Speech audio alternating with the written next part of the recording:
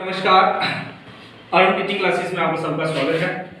आज मेरे प्यारे दोस्तों भाई बहनों को सबको महाराजा हरि सिंह के जन्मदिन की हार्दिक शुभकामनाएं। तो आज मैं आपको जम्मू कश्मीर को देखो बड़ी सारी परेशानियों का सामना करना पड़ा, लेकिन आज 23 सितंबर को महाराजा हरि सिंह का जन्मदिन था, लेकिन हमें उसके बारे में थोड़ी थोड़ी जानकारी होनी चाहिए कि उन्होंने किस तरह से इस गद्दी को पाया, किस तरह से वो राजा की गद्दी पर बैठे। सबसे पहले हम ये बताते हैं आपको मेरे सारे मित्रों, इस वीडियो को देखने से पहले आपने इस वीडियो को पूरा देखना और इस वीडियो को शेयर करना अपने दोस्तों में।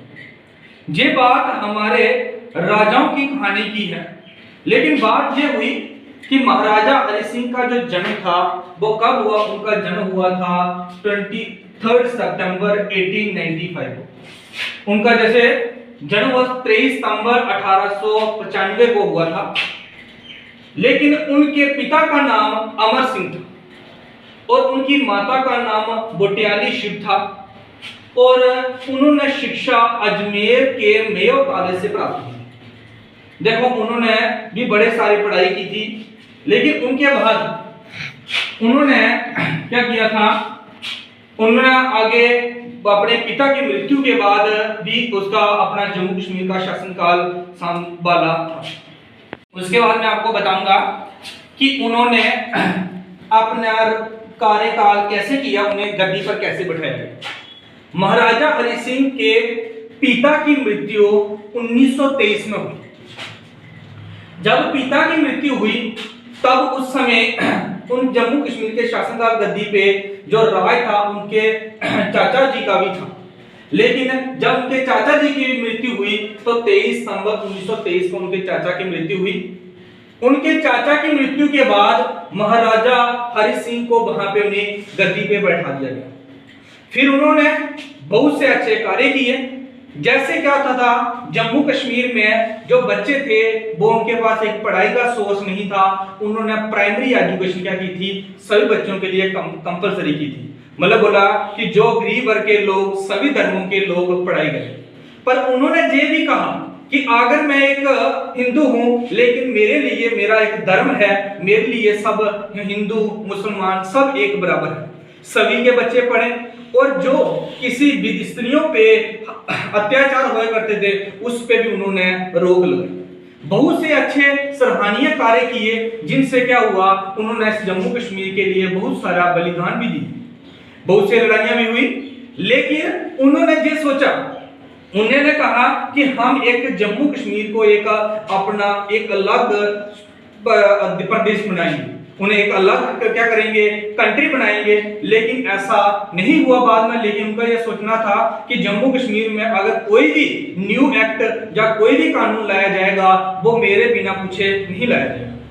लेकिन उन्होंने अब उनके बारे में बताते हैं कि उन्होंने कितनी शादियां की थी, उनके कितने बच्चे थे। लेकिन मैं आपको बताऊं, महाराजा हरि सिंह जी ने 4 शादियां की थी, लेकिन 4 शादियां की थी। उन शादियों को मैं आपको हर एक जो उनकी पत्नी थी उनके बारे में बताऊंगा। अच्छा, बात यह हुई कि अब महाराजा हरि सिंह की 4 धर्म पत्नियों के बारे में बताऊंगा। हुआ क्या, पहली जो उन्होंने शादी की थी वो धर्मपुर रानी श्री लाल कुबेरबा के साथ उन्होंने शादी की थी, लेकिन उनकी भी मृत्यु हो गई। उनकी मृत्यु का कारण क्या था, उनके पेट में बेटा होने के कारण उनकी वह मृत्यु हो गई। उसके अंदर बच्चा था, वो उसकी भी डेथ हो गई। दूसरी शादी उसने चंबा की रानी साहिबा के साथ की। कुछ समय के बाद उनकी भी मृत्यु हो गई, उनसे भी कोई बच्चा नहीं हुआ। तीसरी शादी उन्होंने धनवत कुबेरबी साहिबा के साथ शादी की, बाद में उसी की भी मृत्यु हो गई। बाद में कुछ समय के बाद उन्होंने कांगड़ा की रानी तारा देवी से विवाह किया।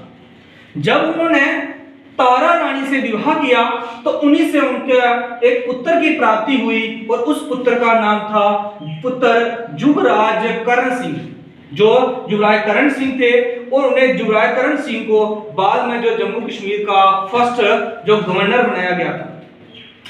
बात ये हुई कि उन्होंने ये सब कुछ किया, लेकिन उन्होंने ये कहा, मैंने आपको पहले भी कहा कि उन्होंने बड़े सारे स्ट्रगल किए उन्होंने कहा कि जम्मू कश्मीर को एक मतलब अलग रियासत होगी और इसका एक अलग कानून होगा। बाद में क्या हुआ, कुछ समय के बाद जब 1947 को याद रखना, 1947 को जब देश का बंटवारा हो गया, हिंदुस्तान और पाकिस्तान बन गए, तो पाकिस्तान जो जम्मू कश्मीर की रियासत थी वो चाहती थी कि पाकिस्तान के साथ जुड़ जाऊं या हिंदुस्तान के साथ जुड़ जाऊं। ऐसा उन्होंने करण सिंह ने कहा कि हम ऐसा, महाराजा हरि सिंह ने कहा कि हम ऐसा नहीं करेंगे। लेकिन कुछ समय के बाद पाकिस्तानियों ने जम्मू कश्मीर के कश्मीर हिस्से को लेने की कोशिश की। उन्होंने कहा कि कश्मीर का हिस्सा हम ले लेंगे, उन पे आक्रमण बोला। लेकिन जब उन्होंने आक्रमण बोला तो उन्होंने फिर महाराजा हरि सिंह ने जम्मू कश्मीर, जो भारत की सरकार थी, उन्होंने जम्मू कश्मीर के लिए मतलब मदद मांगी कि हमारी हेल्प की जाए। तब जम्मू कश्मीर ने जब जम्मू कश्मीर की हेल्प की किसने, भारत सरकार ने की। तब भारत सरकार ने क्या किया, बिना कोई दिल शिकवा रखे हुए तो जम्मू कश्मीर के महाराजा हरि सिंह की लाज रखते हुए उस पे मतलब पाकिस्तानियों से डटकर मुकाबला किया। फिर बाद में उन्होंने ये निर्णय लिया, महाराजा हरि सिंह ने ये निर्णय लिया कि हम जो जम्मू कश्मीर रियासत है मैं इसे हिंदुस्तान के साथ जोड़ूंगा, क्योंकि जो हिंदुस्तान है वो देश के लिए भला जा रहा है, हमारी रियासत के लिए, जहां बाद में भी अच्छा सोचेगा। ये बात हुई थी उसने महाराजा हरि सिंह ने। अब महाराजा हरि सिंह के नाम पे बड़े सारे महल हैं।